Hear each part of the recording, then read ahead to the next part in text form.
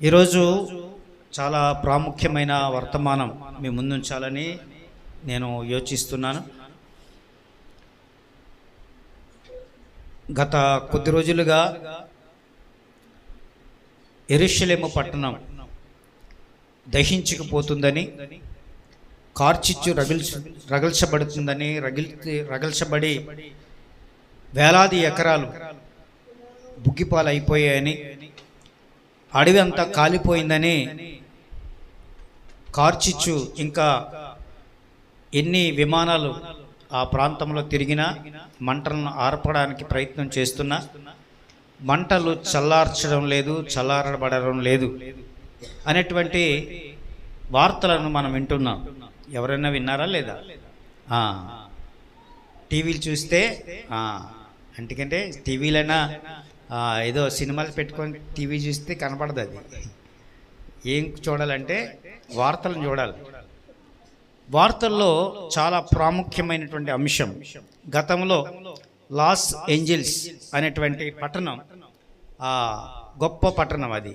ఆ పట్టణం అంతా కూడా కార్చిచ్చు రగిలి వేలాది ఎకరాలు కాలిపోయి ఊర్లోను కూడా అనేకమైనటువంటి భవనాలు అక్కడంతా కూడా చెక్కలతో చేయబడి ఉంటాయి గనక అవన్నీ కూడా బుగ్గిపాలైపోయినాయి. బంగ్లాలు అన్నీ కూడా మటుమాయమైపోయినాయి. దానివల్ల చాలా వేల రూపాయలు నష్టం కలిగింది. ఇప్పుడు తాజాగా యెరూషలేము పట్టణము దావానంగా అగ్ని చేత, కిలల చేత దహించబడుతుంది. అది ఎంతవరకు సబబు అని అడిగితే అది బైబిల్ గ్రంథం ఏం చెబుతుందంటే అది సబబే అని చెబుతుంది. బైబిల్లో ఈ మాట చాలా స్పష్టంగా రాయబడి ఉంది. ఈ రోజున మనం ఆ వాక్య భాగాన్ని చూద్దాం. దేనికోసం అంటే ఇది దేవుని తీర్పు అంటున్నారు. దానికి ఏమని పేరు పెట్టారంటే ఇది దేవుని తీర్పు. లాస్ ఏంజల్స్ జరిగింది కానీ, అలాగే యెరూషలేములో జరుగుతున్నది కానీ అది దేవుని తీర్పుకు ప్రతీక అని చెబుతూ ఉన్నారు. ఆ కార్చిచ్చు గురించి చరిత్ర ఏం చెబుతుందంటే క్రీస్తుకు పూర్వం 586 సంవత్సరంలో నెబుకద్నెజరు పరిపాలన సాగించాడు. నెబుకద్నెజరు పరిపాలనలో యెరూషలేము పట్టణం అంతా కూడా ధ్వంసం అయిపోయింది. యెరూషలేము పట్టణాన్ని కాల్చేశారు. యెరూషలేము పట్టణం కాల్చబడింది. అప్పుడే ఆ మాటలు ఇర్మియా గ్రంథములోను, 2వ రాజుల గ్రంథములోను, 2వ దినవృత్తాంతముల గ్రంథములోను వ్రాయబడి ఉన్నాయి స్పష్టంగా. ఎందుకు కాల్చివేశాడు, ఎందుకు ఆ పట్టణాలు కాల్చివేయబడ్డాయి, అది దేవుని తీర్ప అనేటువంటి మాటలు ఈ రోజున మనం వినగలుగుతున్నాం. దేవునికి మహిమ కలుగునుగాక. హల్లెలూయా, హల్లెలూయా. చాలా స్పష్టంగా ఈ రోజున ఆ మాటలు మనం తెరిచి చూద్దాం. ఇర్మియా గ్రంథంలోంచి 52వ అధ్యాయము 12-13 వచనాలు చదివితే, ఇర్మియా గ్రంథము 52వ అధ్యాయము 5వ నెల 10వ దినమున 5వ నెల 10వ దినమున అనగా బబులోను రాజైన నెబుకద్నెజరు ఏలుబడియందు 19వ సంవత్సరమున బబులోను రాజు ఎదుట నిలుచు నెబూజరదానును రాజదేహ సంరక్షకుల అధిపతి యెరూషలేమునకు వచ్చెను. అతడు అప్పుడు యెహోవా మందిరమును రాజనగరును యెరూషలేములో గొప్పవారి ఇండ్లనన్నిటిని కాల్చివేసెను.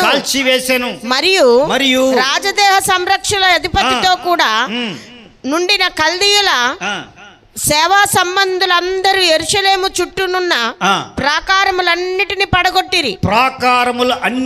కూడా పడగొట్టేశారు. ఎప్పుడు జరిగింది? క్రీస్తుకు పూర్వము, యేసు క్రీస్తుకు పుట్టక మునుపు 586 సంవత్సరాలకు పూర్వం ఇది జరిగింది. అప్పటి నుంచే ఇలాంటి సంఘటనలు జరుగుతున్నాయి. కార్చిచ్చు రగిల్చబడడం, పట్టణాలు కాల్చివేయబడడం చాలా సందర్భాల్లో చూసినట్లుగా ఇక్కడ ఈ లేఖనాలు స్పష్టం చేస్తున్నాయి. చాలా జాగ్రత్తగా వినండి. దీనికి మూలం ఏంటంటే, ఎందుకు వేయబడుతున్నాయి? దేవుడు ఏదైనా ఆరోపణ చేయాలన్నా, ఒకరిని చంపాలన్నా దేవుని చిత్తము లేనిదే ఏది జరగదు కదండి. అనేక సందర్భాల్లో మనకు తెలుసు. ఎందుకంటే దేవుని చిత్తము లేనిదే ఏది జరగదు. ఒకవేళ పగడాల ప్రవీణ్ గారి మరణం కూడా దేవుని చిత్తమేమో. అతను చేయలేని పనంతా ఈ సమయంలో చేస్తున్నారేమో. ఆలోచన చేయండి.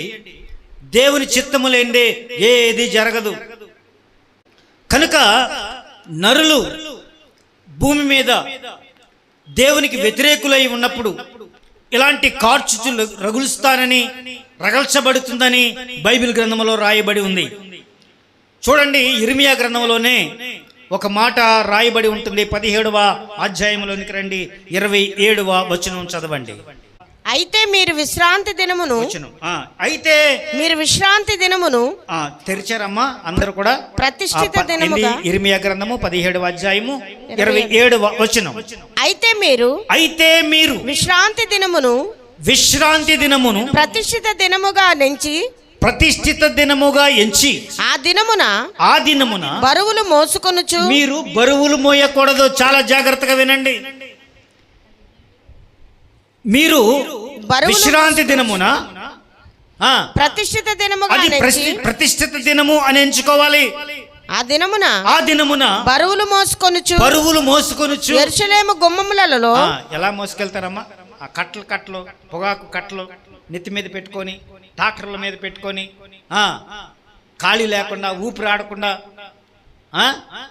ప్రతిష్ఠిత దినము అని ఎంచుకొని, ఆ రోజుల్లో మీరు ఏం చేయకూడదట? బరువులు మోయకూడదు.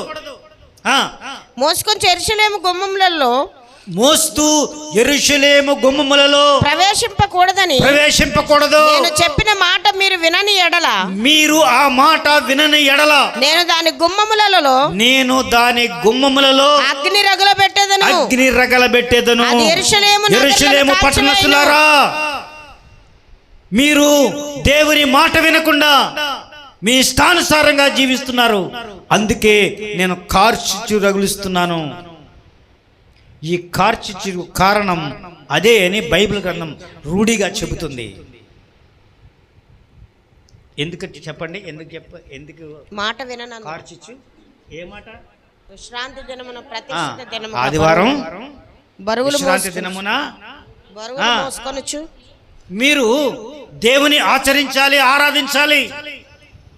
ఆ రోజు ఏ పనులు చేయకూడదు మీరు. అందుకే యెరూషలేము పట్టణం కాల్చివేస్తాను అని దేవాది దేవుడే చెప్పాడు. నా ఆజ్ఞను తిరస్కరించారు. మీరు నా ఆజ్ఞను తిరస్కరిస్తున్నారు.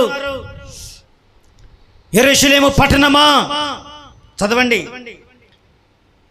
యెరూషలేము నగరులో గుమ్మములో ప్రవేశింపకూడదని నేను చెప్పిన మాట వీరు వినని ఎడల, నేను దాని గుమ్మములలో అగ్ని రగలబెట్టెదను.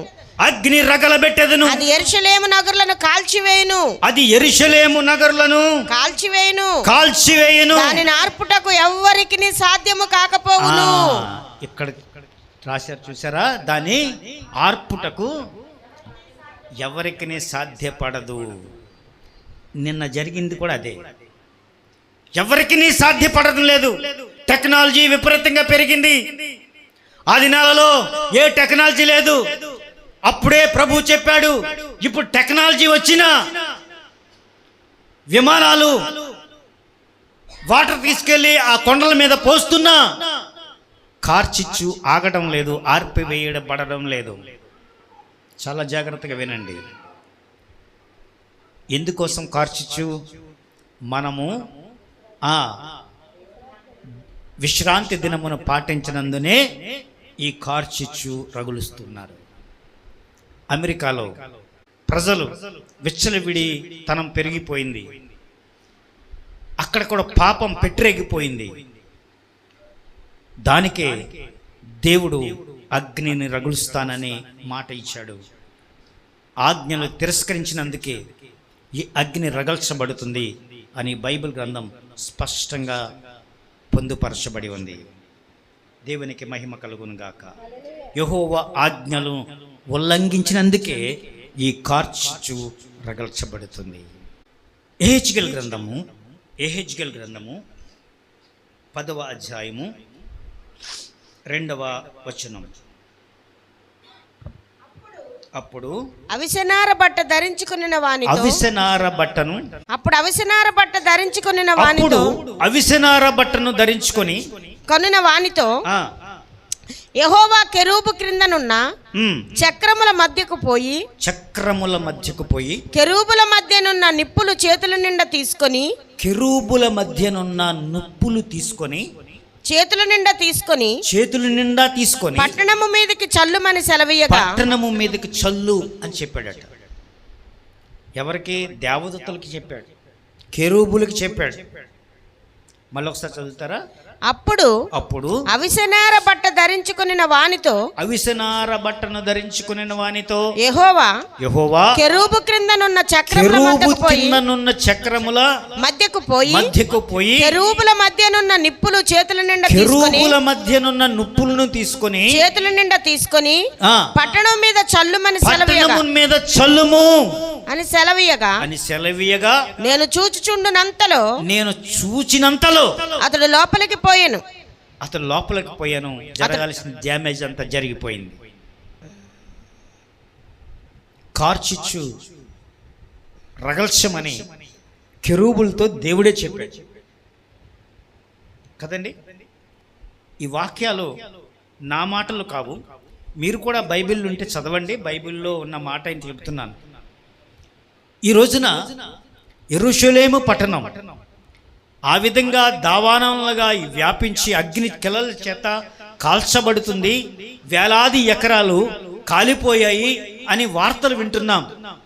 ఎందుకు కాలిపోయాయి? నాడు లాస్ ఏంజల్స్ లో ఈ ప్రమాదం జరిగింది. ఇప్పుడు కొత్తగా యెరూషలేములో ఈ కార్యం జరిగింది. దీని పర్యవసానం ఏంటంటే మీరు ఆరాధన ఆజ్ఞను తిరస్కరిస్తున్నారు. ఆరాధన ఆజ్ఞను తిరస్కరించి వారులారా మీకు కార్చిచ్చు రగల్చబడుతుంది. చెప్పండి. ఒకవేళ ఇది నిజం అనుకోవద్దు, ఒకవేళ మాట వరుసకు చెప్తున్నాను. అందరూ పశువుల్ని కాచుకుంటారు. పశువుల్ని తీసుకొచ్చి అక్కడ కట్టేస్తారు కదా. కార్చిచ్చు ఆ సమయంలో రగిలిస్తే, దేవుడే ఆ ఆజ్ఞ ఇస్తే, కార్చిచ్చు రగిలిస్తే ఏమవుతుంది? మన పాడి పంటలన్నీ పోతాయి కదా. ఆదివారం నాకు పనుంది, శనివారం నాకు పనుంది, శుక్రవారం నాకు పనుంది అని మానేసేవారులారా, మీకు ఈ మాట చాలా జాగ్రత్తగా వినండి. ఆ రోజుకు దేవుని కోసం నువ్వు కేటాయిస్తే నీకేమీ పోదు. దేవుడు నిన్ను భద్రంగా ఉంచుతాడు. దేవుని కాపుదల నీకుంటుంది. కానీ దేవుని ఆజ్ఞను తిరస్కరిస్తే ఏ ఫైర్ ఇంజిన్లు కూడా ఆ మంటలను ఆర్పలేవు. విమానం మీద తీసుకొచ్చి టీవీ వార్తల్లో చూడండి, విమానం మీద తీసుకొచ్చి మంటలను ఆర్పడానికి ప్రయత్నం చేస్తున్నారు. మంటలను ఆర్పడానికి ప్రయత్నం చేస్తున్నారు. కానీ మంటలు ఆర్పడం ఎవరి వల్ల కాదని బైబిల్ గ్రంథంలో ముందే లెక్కించి ఉంచాడు కదండి. ఆ మాట చదువుతారా? దాని ఆర్పుటకు ఎవరికి సాధ్యము కాదు. మంట రగిలిస్తే, దేవుని మంట రగల్చబడితే ఎవ్వరు దానిని ఆపలేరు. ఆ మంట నీ మీదకి రాకుండా జాగ్రత్తగా ఉండు. ప్రియ క్రైస్తవ జనాంగమా, నేను బయటికి వాళ్ళకి ఎవరికి చెప్పట్లేదు, క్రైస్తవ జనాంగమా మీకే చెబుతున్నాను. దేవుని ఆజ్ఞను శిరసాహ వహిస్తే మంచిది. ఒకరు దాన్ని తృణీకరిస్తే నీ మీదకి అగ్ని రగల్చబడుతుంది. జాగ్రత్త. అగ్ని ఆరదు, పురుగు చావదు అని ప్రకటన గ్రంథంలో చదువుకుంటుంటాం. దేవుని ఆజ్ఞను తిరస్కరించేవారైతే ఇప్పుడే అగ్ని రగల్చబడుతుందట. అందుకే ఈ టెస్ట్లో, ఈ పరీక్షలు.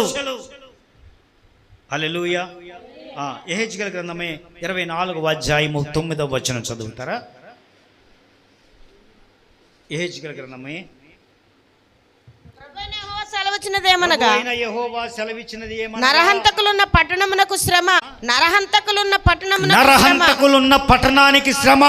నేను విస్తరించి కట్టెలు పేర్చబోచున్నాను. నేనే విస్తరించి కట్టెలు పేర్చబోచున్నాను, కట్టెలను పేర్చబోతున్నాను. దేవుని అగ్ని రగల్చబడుతుంది. దేవుడి ఆజ్ఞ ఇస్తున్నాడు, రగల్చండి, అగ్ని రగల్చండి. దేవునికి మహిమ కలుగునుగాక. కానీ దేవుని ఆజ్ఞను శిరసావహించిన వాళ్ళకి ఒక పాట పాడతాం కదా, అగ్ని ఏడంతలై మండుచుండినను, అగ్ని జ్వాలలు కాల్చలేవులే నీ ప్రియుల దేహాలను. అగ్ని ఏడంతలై మండుచుండినను, అగ్ని జ్వాలలు కాల్చలేవులే నీ ప్రియుల దేహాలను. అగ్ని బలము చల్లారెను, శత్రు సమూహము అల్లాడెను. Praise the Lord. హల్లెలూయా.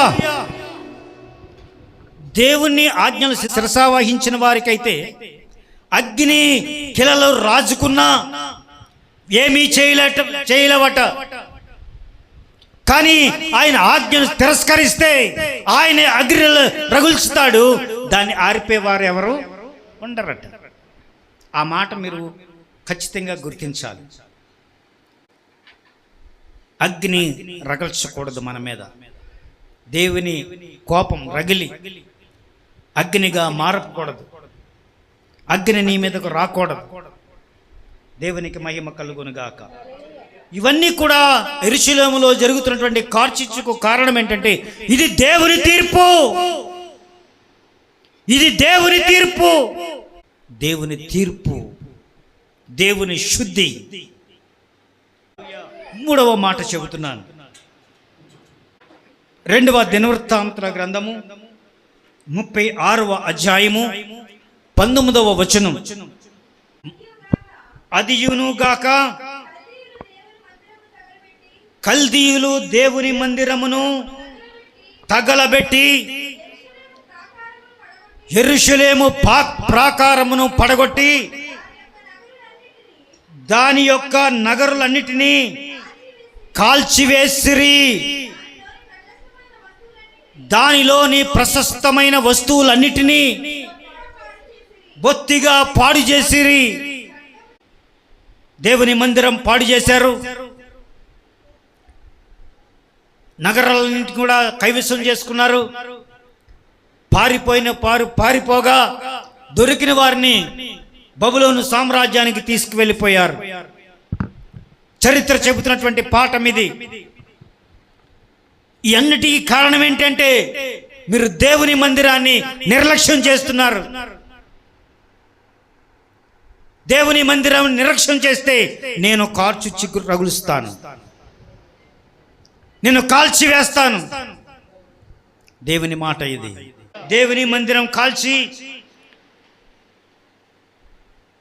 యెరూషలేము పట్టణములో విధ్వంసం సృష్టించి భవనాలన్నీ కూల్చివేసి అగ్ని చేత తగలబెట్టి అక్కడ కూడా బేభత్సం సృష్టించినటువంటి విధానం ఇక్కడ కనబడుతుంది. ఈ రోజున మనం ఏం ప్రార్థన చేయాలి దీని విషయంలో అంటే, దేవా ఇవన్నీ నా వల్లనే కలుగుతున్నాయి, వీటన్నిటికీ కారణం నేనే. నీ మందిరాన్ని నిర్లక్ష్యం చేయడం వల్ల కార్చిచ్చు రగులుస్తున్నావా? నీ మందిరాన్ని నిర్లక్ష్యం చేయడం వల్ల మా మీదకి ఈ ఉపద్రవం పంపిస్తున్నావా? మహా పట్టణాలు ఎందుకు కాలిపోతున్నాయంటే అది కేవలము నీకు టెస్ట్, పరీక్ష, దేవుని తీర్పు పరీక్ష. అది దేవుని రాకడ సమీపిస్తుంటుండగా, దేవుని రాకడ మన ముందు ఉంటుండగా మనం నిర్లక్ష్య స్వభావాన్ని వీడి, దేవా నీ సన్నిధికి వస్తున్నాను, నిన్ను ఆరాధిస్తున్నాను, నిన్నే దేవునిగా నమ్ముతున్నాను, నీ సన్నిధిలో ప్రభా నన్ను బలపరచవని ప్రార్థన చేసిన సమయములో మీరు దేవుణ్ణి నిర్లక్ష్యం చేసి, దేవుని మందిరాన్ని నిర్లక్ష్యం చేసి సంభవించడానికి మూలకారకులుగా తయారయ్యి మీరే, మీ వలనే ఈ కార్చిచ్చు రగల్చబడుతుంది, మన వలనే కార్చిచ్చు రగల్చబడుతుంది. దేవుని బిడ్డలారా, ఈ అన్నిటికీ కారణం ఏంటంటే మీరు నా విశ్రాంతి దినమును నిర్లక్ష్యం చేసినందువల్లే ఈ కార్చిచ్చు రగల్చబడుతుంది అని దేవాది దేవుడు చెబుతున్నాడు. ఈ రోజున అమెరికా పట్టణంలో, యెరూషలేము పట్టణంలో కార్చిచ్చు చల్లార్చబడాలని, ప్రభువా మా తప్పిదములను క్షమించు, మా వలన, మా పూర్వీకుల వలన ఈ దోషమును క్షమించి నాయనా సాధారణ స్థితి మాకు దయచేయమని ప్రార్థన చేయగలగాలి. యెరూషలేము పట్టణం కోసం మీరు ప్రార్థన చేయమని ఏనాడో యేసు ప్రభు వారు చెప్పాడు. యెరూషలేము పట్టణాన్ని గురించి ప్రార్థన చేయమని ఆయన చెప్పాడు. ఎందుకోసం అంటే యెరూషలేము పట్టణం పాడైపోతుంది, విచ్చలవిడిగా బ్రతుకుతున్నారు జనం, ప్రజలలో నీతియుక్తులు కోల్పోతున్నారు, నీతిని కోల్పోతున్నారు, అనేక విషయాలలో చెడు స్వభావం కలిగినటువంటి వారుగా తయారవుతున్నారు. ఈ సమయంలో యెరూషలేము పట్టణం కోసం నువ్వు, నేను, మనము ప్రార్థన చేయగలగాలి. యెరూషలేమును ప్రార్థించు వాళ్ళ మరొకసారి మీకు చెబుతున్నాను, యెరూషలేము పట్టణం క్షేమం కొరకు ప్రార్థన చేయండి. యెరూషలేము పట్టణం ఈ దేవుని తీర్పుకు సన్నద్ధమైపోయిందా? దేవుని తీర్పు ఎప్పటికే ఆ ప్రాంతాల్లో వచ్చిందా? మన మీద కూడా ఆ తీర్పు రాబోతుందా? ఒకసారి ఆలోచన చేయండి. నిర్లక్ష్యం చేయొద్దు, దేవుని మందిరాన్ని నిర్లక్ష్యం చేయొద్దు. నువ్వు వచ్చినా రాకపోయినా, నువ్వు దేవుని సన్నిధిలో ఉన్నా లేకపోయినా, దేవునికి ఏం కాదు, నీకే ఆ ప్రాయశ్చిత్తం నీ మీదే ఉంటుంది. నీ మీదే ఆ తీర్పు దినం రోజున నువ్వు దానికి సమాధానం చెప్పవలసిన దానవు, చెప్పవలసిన వాడవు. ఈరోజు నా ప్రేమతో చెబుతున్నాను, దేవుని నిర్లక్ష్యం చేయకండి, దేవుని మందిరాన్ని నిర్లక్ష్యం చేయకండి, దేవుని ఆరాధన క్రమాన్ని నిర్లక్ష్యం చేయకండి. విశ్రాంతి దినాన్ని పాటిద్దాం, విశ్రాంతి దినాన్ని దేవునికి అర్పిద్దాం, ఆ కంకణం కట్టుకుందాం, ఆ రీతిగా తీర్మానం తీసుకుందాం. ఇప్పుడే ఆ తీర్మానంకి వెళ్ళు. ఒకసారి మోకరించగలిగితే ప్రార్థన చేసుకుందాం.